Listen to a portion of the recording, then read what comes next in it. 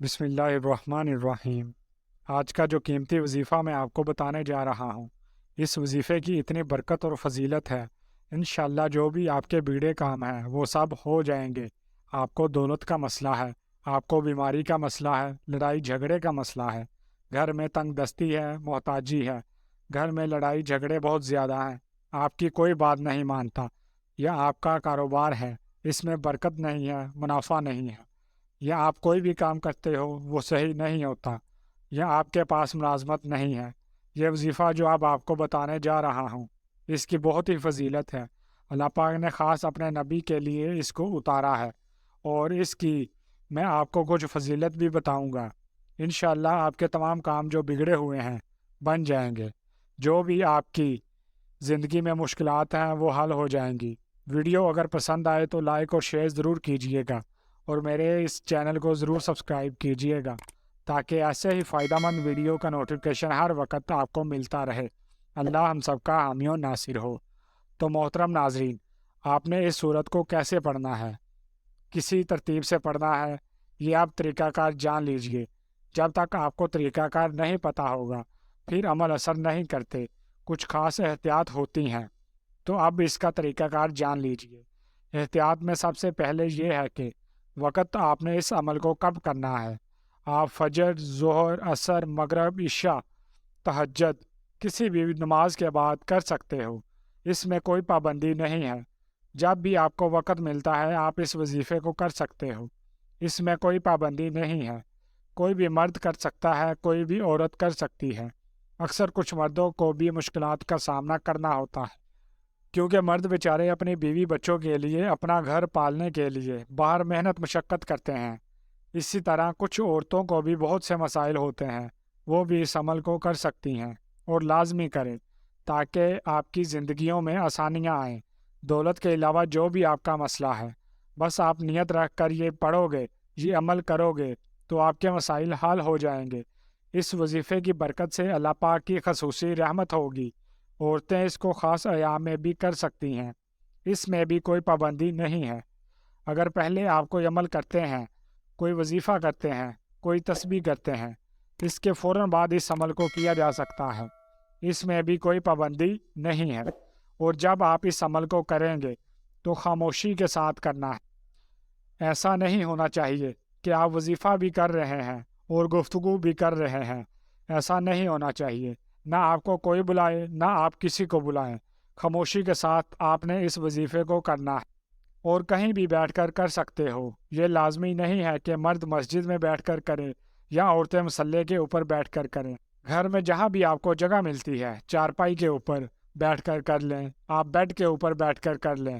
المختصر یہ کہ جہاں بھی آپ کو جگہ ملے وہاں بیٹھ کر اس وظیفے کو کر سکتے ہو، کیونکہ بات ہوتی ہے نیت اور دل کی۔ اگر آپ واقعی سچی نیت سے کوئی کام کر رہے ہوتے ہیں، اللہ پاک اس کے اوپر خصوصی رحمت کرتے ہیں، اس شخص کے اوپر جو نیت سے کرتا ہے، اس کی ہر مشکلات دور کر دیتے ہیں۔ وقت کو مد نظر رکھ کے وظیفے کی طرف چلتے ہیں۔ اعوذ باللہ من الشیطان الرجیم، بسم اللہ الرحمن الرحیم۔ یہ وظیفے کا حصہ ہے، آپ نے لازمی پڑھنا ہے۔ اس کے بعد آپ درود شریف پڑھیں۔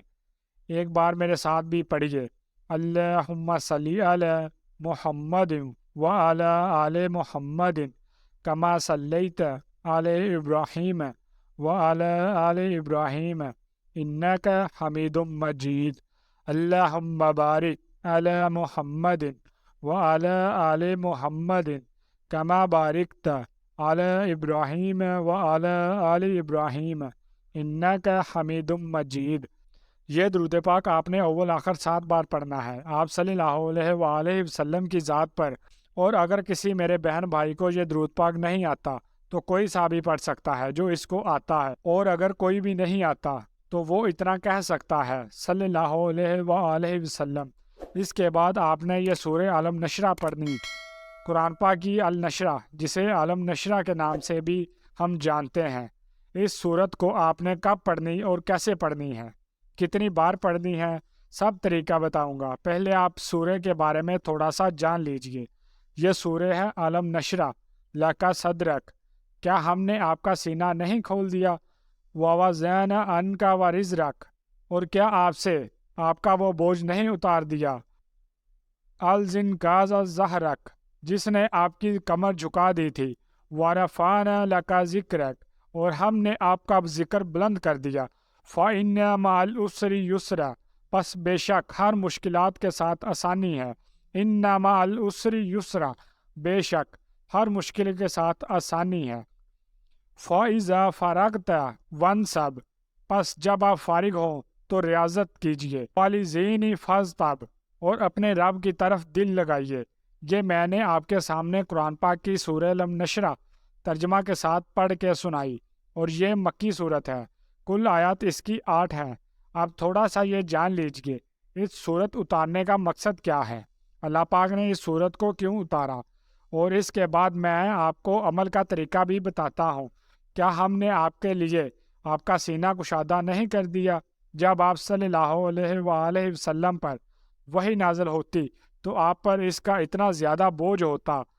اگر آپ صلی اللہ علیہ وآلہ وسلم اونٹ پر تشریف فرماتے تھے تو اونٹ بھی بیٹھ جاتا تھا، کیونکہ وہ وحی کے بوجھ کو برداشت نہیں کر سکتا تھا۔ وحی کی عظمت اور قوت کو بیان کرتے ہوئے اللہ تعالیٰ قرآن پاک میں ارشاد فرماتے ہیں کہ اگر ہم اس قرآن کو یعنی وحی کو پہاڑ پر نازل کرتے تو تم یہ دیکھتے کہ اللہ تعالیٰ کے کلام کے رعب و عظمت کی وجہ سے پہاڑ کے ٹکڑے ٹکڑے ہو جاتے ہیں۔ آپ صلی اللہ علیہ وآلہ وسلم پر اللہ تعالیٰ کا یہ عظیم و فضل و کرم ہے کہ انہوں نے آپ کا سینہ مبارک کو کشادہ کر دیا، جس کی وجہ سے آپ کے لیے وحی کا بوجھ برداشت کرنا آسان ہو گیا۔ اس کے بعد اگلی جو آیت ہے، اور ہم نے آپ پر سے آپ کا وہ بوجھ اتار دیا جس نے آپ کی کمر جھکا دی تھی۔ اس آیت کریمہ میں بھی یہ بیان کیا گیا کہ اللہ تعالیٰ نے آپ صلی اللہ علیہ وآلہ وسلم سے اس بوجھ کو دور کر دیا جو آپ کے لیے انتہائی وزنی تھا۔ اس بوجھ سے مراد وحی کی کیفیت ہے جس سے آپ نزول وحی کے وقت بوجھ محسوس کرتے تھے۔ اس سے مراد یہ منصب رسالت اور نبوت کی ذمہ داری کا بوجھ بھی ہے جو آپ پر ڈالا گیا۔ آپ کو پوری امت تک اللہ کا دین اور قرآن کریم کا پیغام پہنچانے کی ذمہ داری دی گئی۔ اس کے بعد آیت ہے اور اس کا ترجمہ ہے، اور ہم نے آپ کے لیے آپ کی آواز شہرت بلند کیا۔ اس آیت کریمہ میں بھی اللہ جل شانہ نے رسول اللہ صلی اللہ علیہ وآلہ وسلم کی اپنی بے پناہ محبت اور الفت کا تذکرہ کیا ہے، بلند ترین مقام و مرتبہ کا بیان کیا ہے جس سے نبی کریم صلی اللہ علیہ وآلہ وسلم سرفراز کیے گئے ہیں۔ رسول اللہ صلی اللہ علیہ وآلہ وسلم کو جو شرف عظیم حاصل ہے کہ جب بھی اللہ تعالیٰ کا مبارک نام لیا جاتا ہے تو اس کے ساتھ رسول اللہ صلی اللہ علیہ وآلہ وسلم کا مبارک نام بھی لیا جاتا ہے۔ چنانچہ اسلام میں داخل ہونے کے لیے جو کلمہ پڑھایا جاتا ہے اس میں بھی اللہ تعالیٰ کے اسم گرامی کے ساتھ آپ صلی اللہ علیہ وآلہ وسلم کا مبارک نام لیا جاتا ہے۔ اسی طرح اذان، اقامت، خطبہ، تشہد میں بھی اللہ کے ساتھ رسول اللہ صلی اللہ علیہ وآلہ وسلم کا مبارک نام لیا جاتا ہے، یہاں تک کہ اگر نماز میں رسول اللہ صلی اللہ علیہ وآلہ وسلم کا نام نہ لیا جائے، آپ پر درود نہ بھیجا جائے تو نماز ناقص رہتی ہے۔ اس کے بعد آیت ہے تو بے شک ہر مصیبت کے ساتھ آسانی ہے۔ اللہ تعالیٰ کا نظام ہے، یہ دنیا مصائب و مشکلات کا گھر ہے۔ چنانچہ جہاں انسان اپنی زندگی میں مختلف قسم کی پریشانیوں اور مصیبتوں سے دوچار رہتا ہے، کبھی صحت، کبھی مال، کبھی دولت، کبھی اولاد کی وجہ سے مصیبتوں کا سامنا کرتا ہے، تو کبھی زمین و جائیداد کو لے کر پریشانیاں جھیلتا ہے۔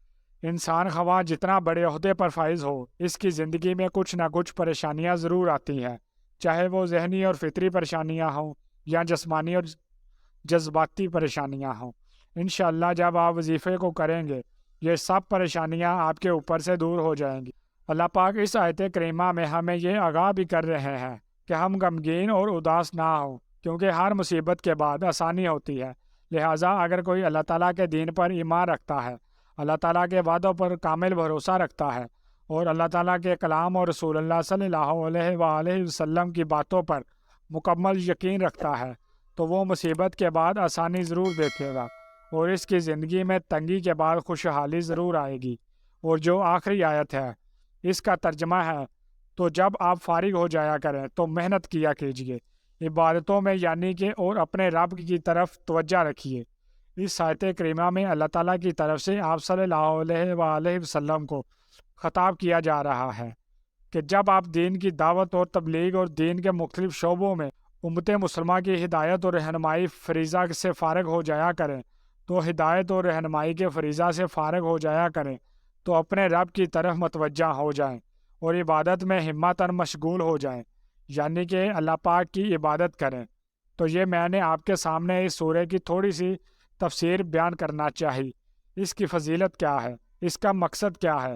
تو آپ نے اس سورہ کو صرف 33 بار پڑھنا ہے، اچھی طرح پڑھنا ہے، اور جب آپ اس کو پڑھیں گے آپ کے ذہن میں آپ کے مقصد ہوں جو آپ کے لیے مشکلات بنی ہوئی ہیں، جو آپ کی حاجتیں ہوں، آپ یقیناً اسی نیت سے ہی کریں گے کہ آپ کے تمام مسائل دور ہو جائیں۔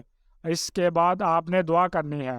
یقیناً دعائیں نظر نہیں آتی مگر یہ ناممکن کو ممکن بنا دیتی ہیں۔ ان پر اعتماد حقیقت میں اللہ پر اعتماد ہے، اور کائنات کی ہر چیز اسی اعتماد کے حصار میں ہے۔ اس لیے دعا مانگا کیجیے اللہ پر پورے یقین کے ساتھ، کیونکہ اللہ شہرک سے بھی زیادہ قریب ہے۔ اے پروردگار، ہماری عبادات کو قبول فرما، ہماری ہر جائز خواہش کو پورا کر، اور ہمیں بھی ان لوگوں میں شامل فرما جنہیں تو ہدایت فرماتا ہے، اور جو صراط مستقیم پر چلتے ہیں، جو توبہ کرتے ہیں اور جن کی توبہ تو قبول کرتا ہے۔ یا اللہ ہم پر رحم فرما اور ہمیں ہمارے والدین کی بخشش کا ذریعہ بنا۔ آمین یا رب العالمین۔ اللہ ہم سب کا حامی و ناصر ہو۔